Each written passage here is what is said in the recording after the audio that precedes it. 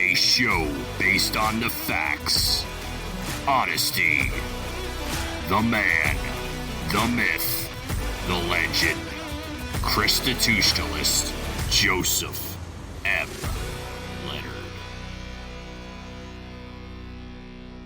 Welcome to Constitutionalist Politics Podcast, aka CTP. I am your host, Joseph M Leonard, and that's L-E-N-A-R-D. CTP is your no muss, no fuss, just me, you, and an occasional guest type podcast. Really appreciate you tuning in. As Graham Norton would say, let's get on with the show! Hello, everyone. Welcome to Books, Authors, Weeks, October of 2025. I had Health Weeks in February of 2025. I had a Music Weeks, 3 of those in the month of March 2025. So here we are, October. I have a lot of fellow authors I have the chance to have discussions with. So Books, Authors, Weeks, October 25. Without further ado, let's head into a discussion with a fellow author. Hello, everybody. Welcome to another Constitutionalist podcast, as it says above me for those watching behind the scenes video. BitChute, Brighteon, Daily Motion, Rumble, YouTube, and shout out to the 25 plus audio only platforms. I don't think this is a show that you need to see the video, but we'll see if she has some graphics to show or not soon. At any rate, I didn't ask you before I hit record, what is the proper pronunciation of your name? Because I'm not even going to attempt it. I know I'd get it wrong. Carece Laguerre. Oh, well, I got the first part right anyway. Awesome. So welcome to the show, Carece. And on my notes here, I have author of the nonfiction book, Accomplished How to Sleep Better, Eliminate Burnout, and Execute Goals. Yes. So first, let's do the proverbial, pun intended, Christian show, right? Proverbial first question. Where were you born and raised? Where are you now? All that sort of stuff. So I am a Jersey girl through and through. I live right now in Florida, but not a Floridian. Very important distinction. Yes, I love New Jersey. I still work in both New Jersey and Florida currently, even though I primarily reside in Florida. And I do myofunctional therapy for everybody everywhere. Okay. And the obvious first things about better sleep: don't eat a couple hours before bedtime. Don't drink coffee or soda with caffeine in a couple hours before bedtime. But I take it you go well beyond that, yes? Yes. So I go more into like the anatomy of it all, because surprisingly, all those things, you could do all the tips, all the tricks. You could avoid the caffeine. You could stop using your phone at a certain time. You could be consistent with your bedtime. You could do all those things. And in some cases, it won't make any impact on your sleep quality. It's really important how we breathe, or how much oxygen we're able to get into our bodies while we are sleeping. That is really the big differentiator in sleep. And so that's where I come at it with like a different approach. That makes sense, right? COPD problems, obvious.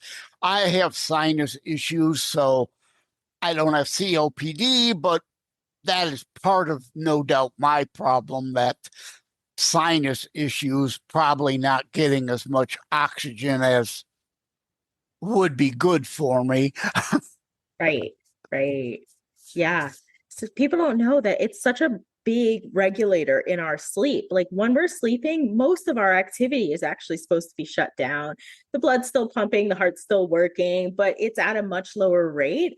But our breathing is really supposed to be relatively level. Our oxygen might drop just a little bit, but when it drops too much, that's when we start seeing things like snoring, tossing and turning, restless leg syndrome, sleep apnea, like all those big red flags.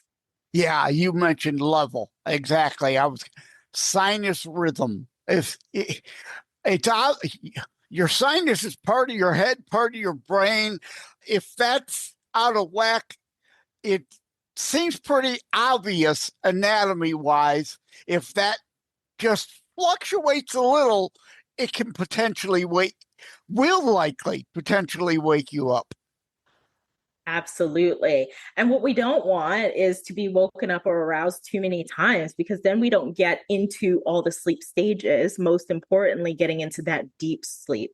The deep sleep is where all the restorative things happen. Like that's where our brain is finally cleansing. That's where we get cell regeneration. That's where our immune system gets to revive. Like that's where we're really doing the harder work of sleep that makes us wake up early and feel wonderful. One of my many health issues is chronic fatigue, immune dysfunction system. So and I'm not making this up, but it just so happens to be true. I went to bed at 7 p.m. last night, didn't get up till 10 a.m. this morning. So I finally got some sleep I needed. Very good. And nothing feels better than like the day once you've gotten a good night of sleep. Yep. Yep. What? So you were doing these things before the book, yes? So yes, my myofunctional therapy and like how I got into it, because it's something that not a lot of people know about, and I can get into that in just a second. Yeah, I'm not familiar with that term. Yeah. So I really got into it through my children, honestly. It had nothing to do with like me or concerns that I was having about me. As a parent, I was really like heavily focused on some of these issues my kids had. And it was a pediatric dentist that really brought to light for me that how they were breathing, how they were using some of the muscles in the head and neck region, like that had a big impact on their sleep quality, which subsequently impacted them in a multitude of ways. And I won't get into all the nitty gritty about that just now, but myofunctional therapy is kind of like having a personal trainer for all those muscles in this beautiful head and neck region, where we're able to help strengthen and coordinate them. So we eliminate some of the dysfunction that would be present, that would be disruptive to breathing patterns and so forth. Yeah, my audience knows I can't pass. The lamest of puns. I have to go there. I'm compelled to go there. Myofunctional as opposed to urofunctional. And for the benefit of the transcript, we're laughing, right? If the transcript will even get right the joke, to spell that word right so that you'll get the joke, right? I told that I had to go to the hospital the other day for a test, and beforehand, of course, had to do the blood work thing and the urology lab. So, of course, I couldn't resist urology as opposed to myology, right? Anyway, now that we got that lame, stupid stuff out of the way, so did that interaction and then concern for your own kids kind of then lead to, hey, I need to write a book for everyone to start to understand this stuff? Absolutely, absolutely. Because what I was seeing in my children was not uncommon. Like, for example, my son, so I have 4 children, and my son is my oldest, and he had a lot of like emotional and behavior regulation. He had just all the issues that you could around like ADHD and not being able to focus or socially or self-regulate. And we were seeing a pediatric neurologist for a long time. And that pediatric neurologist gave us 3 different types of medications, and we went through the gamut of things. But it wasn't until the pediatric dentist that I mentioned earlier, until that pediatric dentist came into our lives and had mentioned sleep, that I had started to mention it to the pediatric neurologist. And the pediatric neurologist was like, whoa, whoa, whoa, you never told me he had sleep issues. There's this big correlation between sleep and behavior in children. And so I already knew in that moment that in all that time, in the many months, over a year that we had seen that doctor and all the different medications, never once did anybody talk about sleep or breathing and how all of this stuff was related. And so for me, became very important that, like, if they're not sharing the information, somebody needs to. So I had to write the book to kind of help and put all of that out there, because people talk about sleep and they talk about it like it's easy. If you just have the right mattress or the right pillow, it'll be fine. And that's not true. Right. I just coincidentally, there's those purple mattress people, the ad where the whole Snow White thing. It's like, oh, he doesn't kiss her. Heaven forbid. We can't have him kiss the princess to awaken her. He just lightly touches her on the cheek, and she wakes up and says, I have awakened you. No thanks, I'm good. Back to the purple mattress, right? If only it were that simple. Right? Now, I don't have in the note here, what year did that book come out? And go ahead and give the title again. So, repetition, got to have repetition. Yeah, Accomplished: How to Sleep Better, Eliminate Burnout, and Execute Goals. It's available on Amazon, but it came out in 2021. It is just such a labor of love. It's not a thick book because I don't believe in fluff. And I know there are so many books out there with so much fluff, and it's like pages of unnecessary things. It's a book that really cuts to the chase. Here's the problem. Here's what you can start to do about it. Here's how you can help yourself. And here's the proof that it's worked with others. Yeah. I can't resist. You removed the fluff from the mattress. I've never thought about it like that. That's funny. You're advocating a lumpy mattress. But oh my, am I lame at times? Oh, dear. So, are there kind of tips and techniques in the book? Yeah, so there are a couple of tips and techniques. I think most consistently, it's important for you to have some sort of nasal hygiene routine. Any sort of mouth breathing is going to be bad, particularly at night. The first stages of sleep are muscle relaxation, and we really need to keep a nice patent open upper respiratory tract. And it's very difficult to do so when the mouth is open, the tongue is low and back and like really falling into that space. So we want to make sure we're breathing through our nose. And the best way to prime and do that is through nasal hygiene. And so a nasal hygiene routine is one of the things I mentioned in the book. Like, it's really important to just be aware of your breathing. How are you breathing, and how can you help yourself breathe better? And speaking of breathing, I just sneezed. For those on the video, you saw that. I muted though, so you didn't hear it. So I'm going to use my Vicks inhaler. Oh, I love that you have an inhaler. That's awesome. Yeah. Aromatherapy. I'm a big advocate for that too. Yeah, speaking of breathing. Yeah. Oh, what is it? Eucalyptus, I think. Yep, eucalyptus, peppermint are like the top 2 combination for breathing. Really, really good for just opening and like dilating. Here's the candle hidden behind my green screen, eucalyptus mint. Awesome. Because indeed, yes, with sinus problems, scented candles, the right ones, help. Yes. And it's often said lavender is a good scent for while you're sleeping. Yep. Eucalyptus for breathing, lavender for sleeping. Yes. Do you go into like that in the book? Stay with us. We'll be right back. It is a myth that terrorism stopped during COVID. Unfortunately, mainstream media opted to prioritize pandemic hysteria over promoting all news. Terrorism continues. Simply hoping that it doesn't affect you is not a strategy. The new book, Terror Strikes, coming soon to a city near you, featured on The Author Show, is now available in paperback from bookstores, online, or as an ebook exclusively through Amazon Kindle. Terror Strikes, coming soon to a city near you by Joseph M Leonard. Order today. A little bit. There's more supplementary stuff on like my website, my blog, and things that people can read and dive deeper. But definitely nasal hygiene, I think, is one of the most important things. People aren't cleaning their nose enough. And so it's really important to make sure you're just cleaning out and clearing out your sinuses.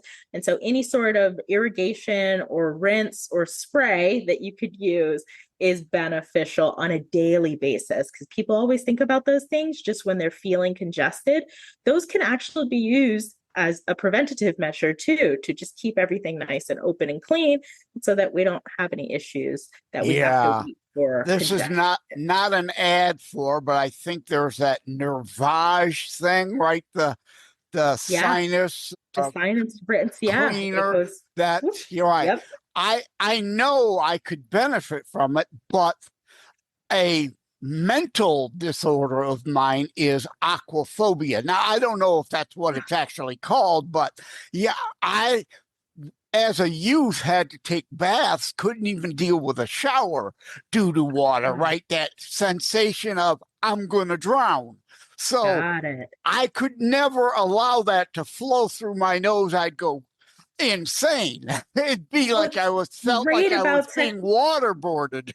Oh, yeah. Well, what's great about technology is that we've actually advanced to stages where there's like there's a band where you can get some audiology type of sound waves, and those sound waves help clear out your sinuses. And so that's really good. The Sonu band. Probably infrareds. Yeah, there's a gel you could use to line the nasal cavity so you don't have to rinse it or flush it. But like there's a multitude of different ways that you could use, technology or some of these newer inventions to do a very similar thing without having to use any sort of saline spray, liquid, or anything up your nose. Yeah, I'll have to look into the headband thing potentially. That might help. I do joke. I didn't choose the hairdo chose me. For those behind the scenes, the bald head. I had leukemia in 2010, so the chemo. So I just keep it shaved now. But I joke because there was a while, if you've got sinus problems, try chemotherapy. As long as it don't, a side effect of the chemotherapy curing my cancer, well, they don't ever say cure, right? I'm still in remission all these years later, but my allergy issues went away for a while too. Sadly, they're back now all these years. But for a good 7, 8, 9 years after 2010, I went around joking, yeah, you got allergies? Go get chemo. It's a little bit of a harsh treatment, but it worked for me anyway for a while. And here, of course, is where I am not a doctor, nor do I even play one on TV. Anecdotal evidence means nothing, whether it will work for you or not, blah, blah, blah, blah, blah, right? Yeah. Now, you yourself, I didn't go into all the letters behind your name. What are all those? RDHCOMPMAS. Yes. So I am a licensed dental hygienist in the state of Florida and in New Jersey, and I'm a certified oral myofunctional practitioner and a myofunctional airway specialist. So I've got some certifications and some education behind my name. Yeah. I do have an honorary doctorate, but I don't ask people to call me doctor. So I totally would if I had one. I say that I even go into that in a recent piece online. I don't have Dr. Joseph M. Leonard on my books, although I legally could. To me, the merit of your argument has to stand on its own. That alphabet doesn't matter. Can you articulate your argument, and does it stand on its own merit? Right.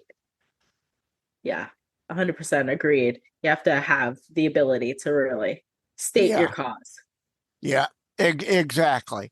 And is there any follow-up books in the works? I don't know. I've thought about that for a long time. Should I do the next step? And it's really perplexing to me to try to figure out what the next step is. Like after you've had a great night of sleep, like you could do anything. So that kind of puts me in a weird There state. you go. The next book, What to Do While You're Awake. Now that I've helped you get a better night's sleep, let me help you do something during your waking day time, right? Okay.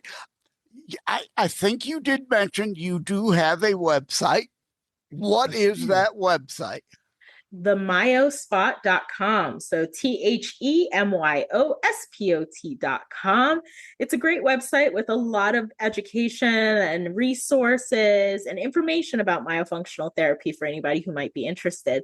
But most importantly is there's a little button on the website. There's several buttons on the website where you can click to get to schedule a free consultation with me, which is the real value. I will talk to absolutely anybody, anywhere about myofunctional therapy at no cost, just to see if it's the right next step for you. Because a lot of people don't realize that sometimes these muscles we don't think about, we all think about the muscles, shoulders down, anytime we're trying to lose weight or get fit. But it's really these muscles, shoulders that support so many important features of our body that help us to breathe, chew, speak. And we really, really, really need to take care of those muscles too. For those behind the scenes, you saw me laugh when she gave her website. Here's why. Again, the Mayo spot as opposed to Hellman's the Mayo spot. Oh, Lord, stop me before I joke again. Indeed, the myospot.com. Thank you, Carece, for your time. I appreciate you being here and helping with us because, with chronic fatigue, sleep is an issue with and for me, and I wanted my audience to have a chance to hear you. Thank you. Thank you. I appreciate you. For tuning into books. There will be several different books, authors, several different authors, books, authors, weeks for October of 2025. And remember, you can check out my books at josephmleonard.us/shop. And again, Joseph M. Leonard, it looks French. It's French. It's not Leonard. It's Leonard without an O. And I have to put the middle initial in there because there is a Joseph Leonard who is also a Christian author out of South Carolina. So I have to make that distinction. And going in line with books, authors weeks, I've joked as guests on other shows. I am not he is not me, and neither of us will be confused for Shakespeare. And frankly, most writers out there are not going to be confused for Shakespeare. They're not trying to be. There might be a few that, looking for that Renaissance era feel, but hey, it's a new millennia, people. Right? This is the here and now. It isn't Shakespearean Renaissance area. If you're looking for Shakespeare, reread Shakespeare. Take care. God bless. Love you all. Like, and subscribe to Constitutionalist Politics Podcast and share episodes. We need your help. Thank you for having tuned in for Constitutionalist Politics Show. If you haven't already, please check out my primary internationally available book, Terror Strikes, coming soon to a city near you. Available anywhere books are sold. If you have locally run bookstores still near you, they can order it for you. And let me remind, over time, the fancy high production items will come. But for now, for starters, it's just you as a very appreciated listener by me. All substance, no fluff, just straight to key discussion points. A show that looks at a variety of topics, mostly politics, through a Christian U.S. constitutionalist lens. So again, thank you from the bottom of my heart. Take care. God bless. Wham Radio, 1600 AM and 92.7 FM is your conservative flamethrower. Weekdays, Steve Gruber starts things off at 6 a.m. Gruber gives his perspective on the issues of the day. At 9 a.m., Glenn Beck blazes the airwaves with his nationally syndicated program. From noon to 3, it's Dennis Prager. At 3 o'clock, it's Wham's own Thayrone X. On the Edge, Thayrone tells it exactly as he sees it. At 6, it's The Dana Show, your conservative alternative. At 8, don't miss Joe Pags. Weekends are filled with conservative talk as well. Fingers Malloy, Thomas LeDuc, The Abolitionists Roundtable, A Moment of Clarity with Pastor Rick, Your American Heritage with Ed Bondarenka, Dave Janda's Operation Freedom, and Dick Kupke's Trigger Talk. You can even get links to Wham podcasts from Dave, Dick, and of course Thayrone, all from their pages on our website, whamradio.com. Keep it locked on Wham Radio, 1600 AM and 92.7 FM in southeastern Michigan, and whamradio.com anywhere in the world.